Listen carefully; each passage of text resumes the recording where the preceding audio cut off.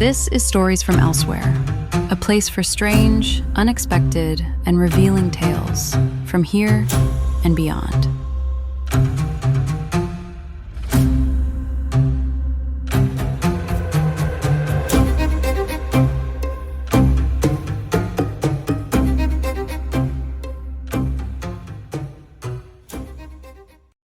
Welcome to Stories from Elsewhere. I'm your host and author, Scott Glassman, and the story this week is about imagining a society where we're observed and there's strict consequences for journeying away from good living well. It's a little bit of an Orwellian world where the focus is on human isolation when somebody is cast out of society, and how do they manage that? What kind of spiritual reckoning occurs for them or can occur for them? This is Nightingale Island.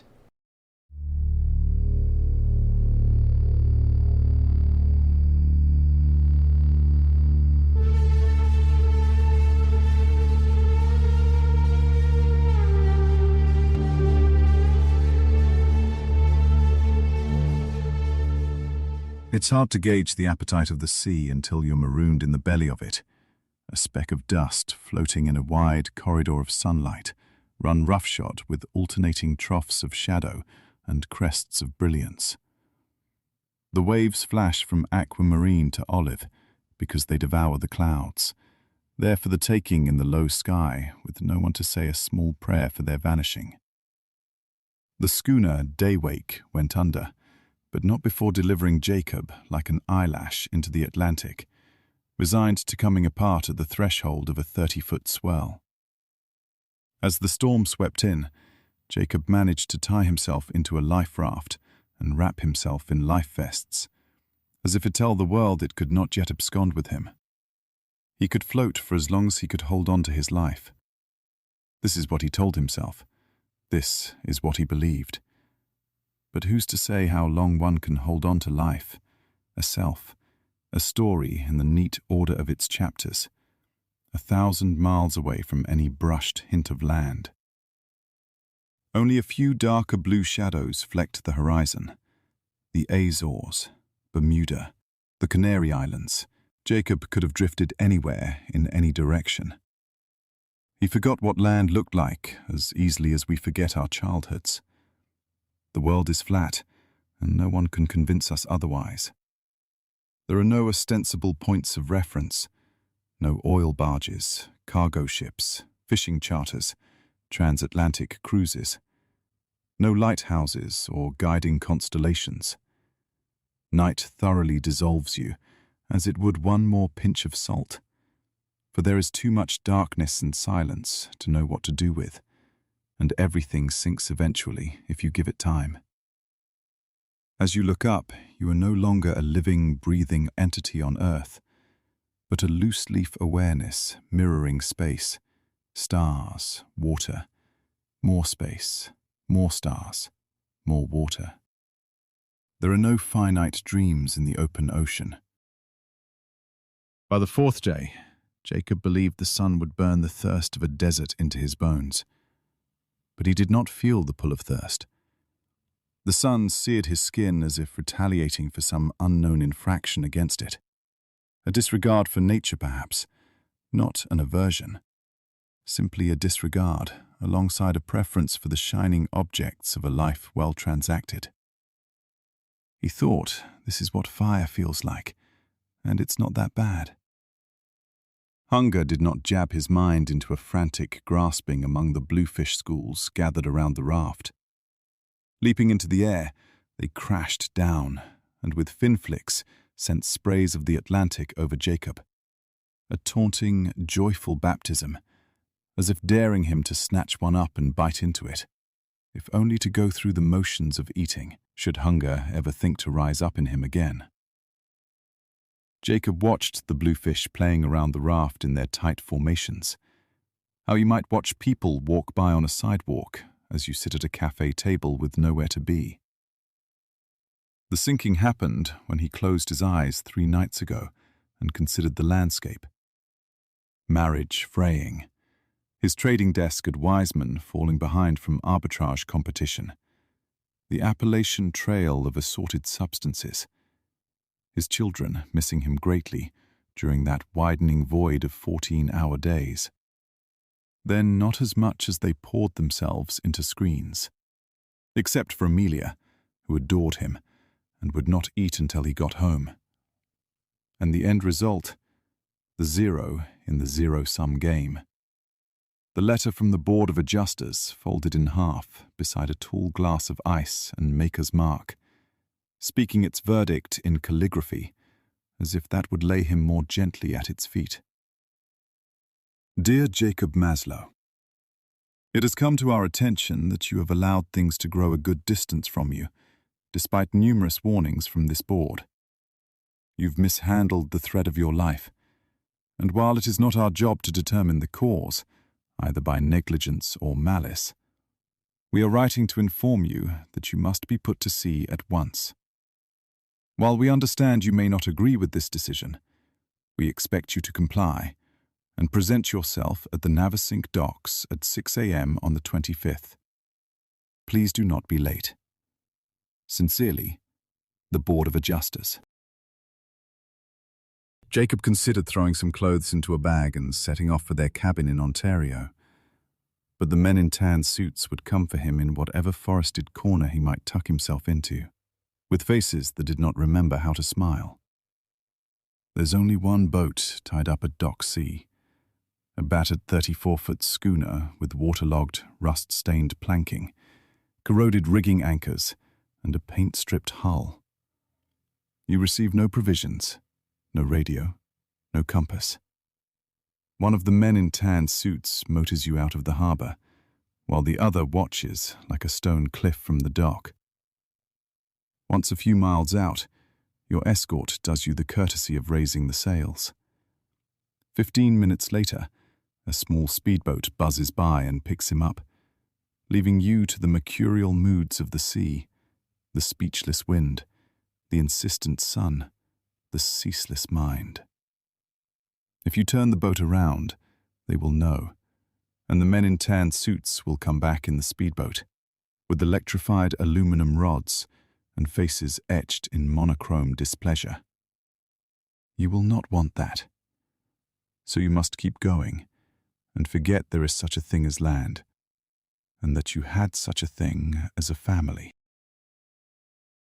On the 5th day, the fly came to prey on him, a flesh fly, the thought Jacob could not shoo away with a swipe or two of the hand. I've left Sadie out in the backyard with the gate open. Sadie, their adorable white Maltese, her fluffy face punctuated by her cheerful pink tongue and black jelly-bean eyes. He had arrived home to 4 Western Way late that night, Julia already asleep, Sadie standing in the middle of the kitchen, whining to go out. And so he opened the slider and out she went into the dark. And that's when he spotted the letter from the Board of Adjusters on the counter, loitering there like a nonchalant executioner, with its cold symmetry of words and no return address. Where is Sadie? He thought, could not stop thinking. Where is she? Where is she? Where is she? If I had only shut the gate that morning. He recalled his rush to take the recycling down to the curb and get on his way to Wiseman to chastise his team, to once again stamp out their overnight losses on his trading desk. Sadie must have roamed through the open gate into the sprawling highland woods behind their house, where lean red foxes with sharp yellow eyes lay in wait. He saw her trembling, more tentative with each step as night wore on, the sounds of the forest closing in. At last, cowering against the base of a spruce tree, whimpering, daylight forgotten. Sadie lost in the highland woods, Jacob drifting in the Atlantic, both divorced from the known world by their wandering and unfortunate dislocations. He wept for her, breathless sobs in a syncopated wave, abysmal jolts sent up from his diaphragm into his abraded throat, like messengers of the soul's knowing. Grief's eruption from the inherited emptiness of rinse-repeat comforts, immaculate patios, Wall-sized televisions, 5-course meals, profit-loss equilibriums.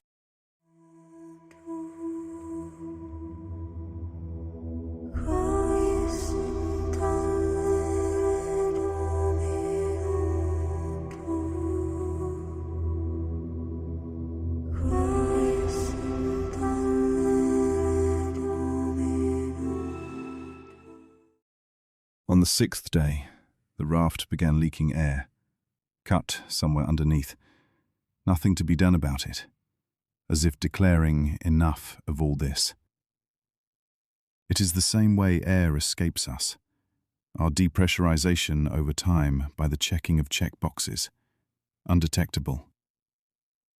You compare the spirit as it appears very early and very late, across the divide of years, as you walk slower, drift slower, take on water among the other elements that have no particular affection for you. Nature has guarded itself against you, offering no commentary on the subject of your life. Jacob awoke, shivering in a pool of seawater from the waves that splashed over the raft's sides from the slow, steady deflation. He heard Amelia calling for him. "Daddy, where are you? Daddy?" And then, after a long stretch of silence, "Where's Sadie?" No sobs remained in the cavern of his chest, no remnants of voice. By afternoon, Jacob clung to the fully deflated life raft like driftwood, the cold of the ocean driving down his body temperature, numbness setting in, and the uncontrollable shivering that would precede streaks of hallucinatory joy. That was when he saw a shimmering, gelatinous mound floating toward him. Not revelatory, but real. The first of a bloom of Portuguese man-o'-wars. Close to 50 of them soon surrounded him with their translucent, violet-blue crowns, as if blown down to the water's surface through a child's bubble wand. The knife-like burn of their strands grazing his legs and stomach felt far away. A vague idea of pain and paralysis, as in, "Oh, there's that," and "there's another," and "this is not good," and "have I deserved this?" Then he felt vibrations in the water, a low hum, the buzzing of a speedboat, then a flat darkness, stillness, the bliss of nothingness.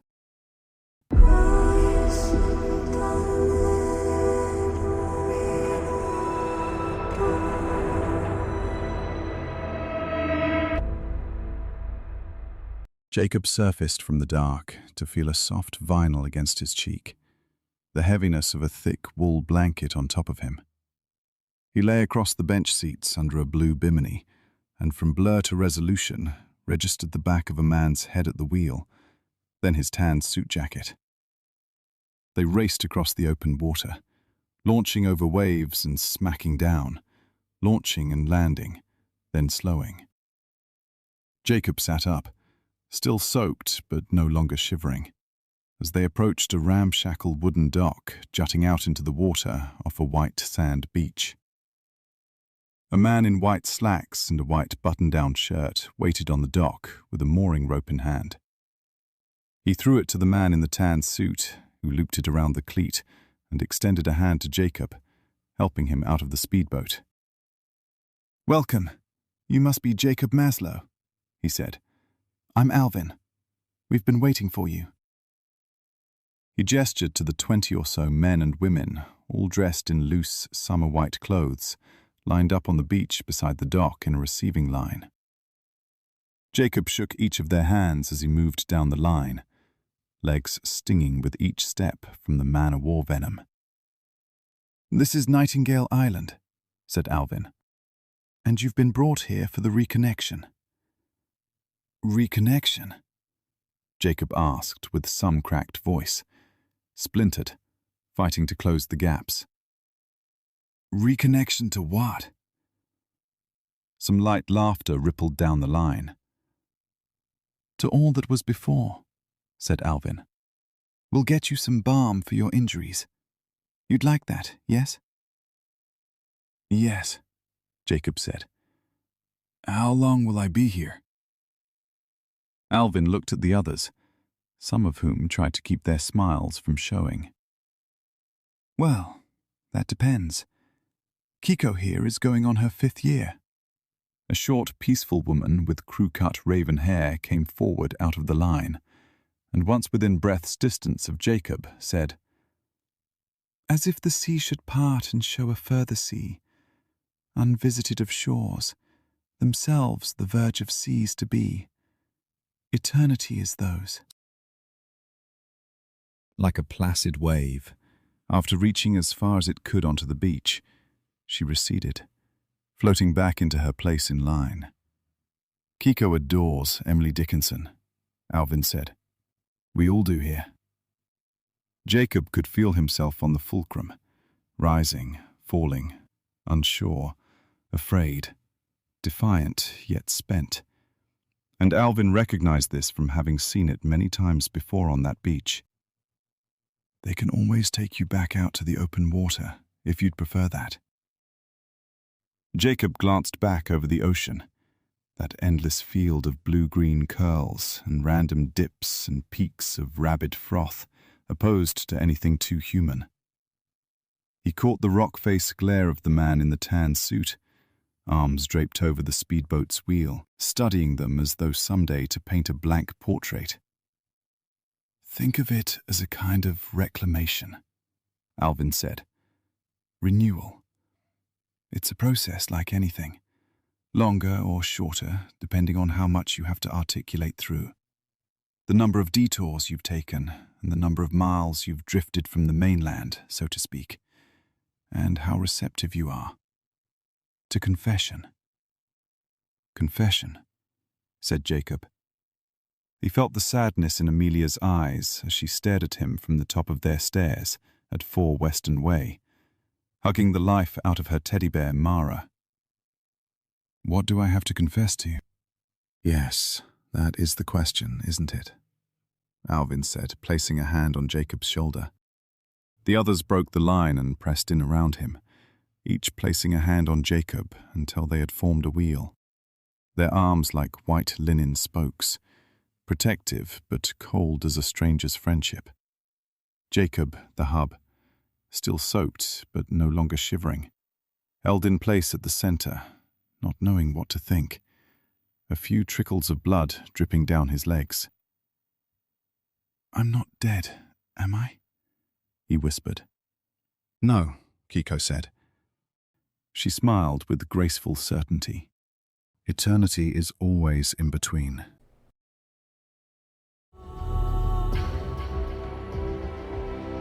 Give a follow on the podcast or bookmark the radio station. I'll be posting a new story each week. If there's a story that you really like, let me know. This is Scott Glassman from Stories from Elsewhere. Keep dreaming, keep creating. The world needs your imagination.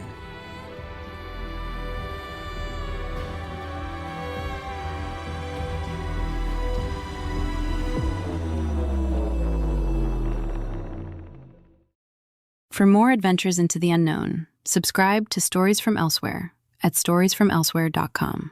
Follow, comment, and share to help us grow.